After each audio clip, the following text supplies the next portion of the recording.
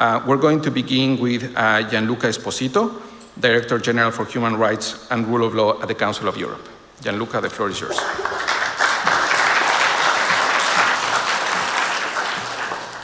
Thank you very much, Alejandro. Good afternoon, everyone. Very happy to be here. I want to thank you very much for inviting the Council of Europe at this event. I have 5 minutes, right? Yeah. 5 minutes, so I'll try to be as short as I can. I think the video speaks for itself in terms of the issues that you have been discussing in the last 3 days, and also the agenda moving forward. I would like to, in my 5 minutes, make 3 main points, if I may. The first one is very much along the lines of what you said, Alejandro, that is that no one can do this alone. And the need for countering and reversing the backsliding of the rule of law and, might I add, of democracy and human rights as well, in a multi-actor, multi-level and multi-dimensional level. We need to join forces somehow at the international and national level to make this reversal happen and to go back on a track where some, I would say, basic principles of human rights, democracy and rule of law are respected in all our member states. That applies to the European region, but I know it applies also to other parts of the world. And when we do that, we have to be innovative and creative.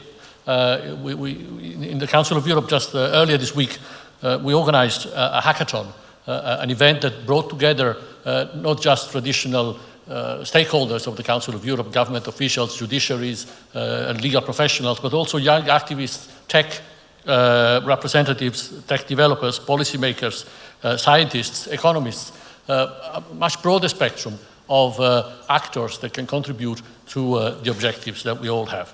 And so my first message here is really, let's join forces and do this together.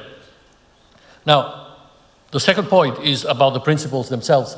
And of course, I would say that whereas, as you know, the Council of Europe as such, I cannot formally endorse the principles, but I support fully this initiative.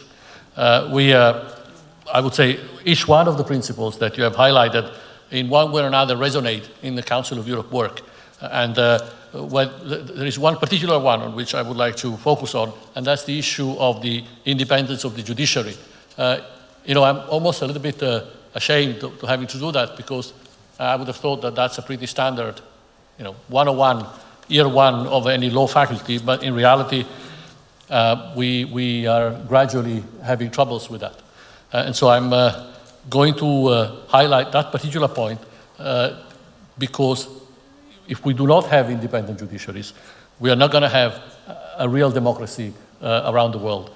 And the connection between democracy, human rights, and rule of law is increasingly strong. And if one of those 3 elements falls apart, the whole system collapses. And we don't have democracies anymore, we have autocracies. And let's actually call a spade and not try to sort of hide behind formalisms. When one of the main elements of the pillars collapses, the whole system collapses. And so my second point is, let's not give anything for granted and engage very actively in defending the principles and the values that allowed us, at least in Europe, to have about 75 to 80 years of peace. My last point, and this will be my closing point, is about how do we go about reversing the backsliding? And especially here in Warsaw, I feel very strongly the need to say that we have to reverse the backsliding of the rule of law through the rule of law. We should not fall into the temptation of reversing the backsliding through rules of the jungles that actually aggravate even further the backsliding. So we reverse the rule of law, but we do that with the rule of law and not with some other rules. The courts in our member states must not be expected to respond to the political cycles of the day. And this is especially important in Europe today, where we are seeing an open, very open, challenging by a number of governments across the continent of Europe, across political spectrums, a direct challenge of the human rights protection system that we have had in Europe for the last 75 years. And with that in mind, I really think we should make a determined effort to yes, have a debate. The debate is always healthy, but we should not politicize our courts and our judiciary. The courts, as I said, should not bend to political cycles. They should not be weaponized. They should not be weaponized neither against the government nor by the government.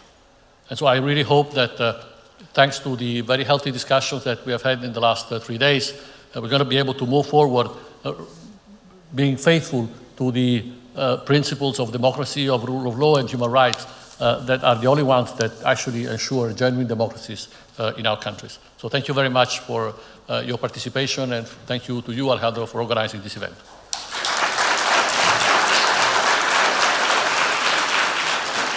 Thank you, Gianluca. The Council of Europe, of course, has been a leader in setting and upholding legal standards across Europe and beyond. And thank you for your and your commitment, really, to strengthening the independence and accountability of the judiciary and reversing the backsliding through the rule of law.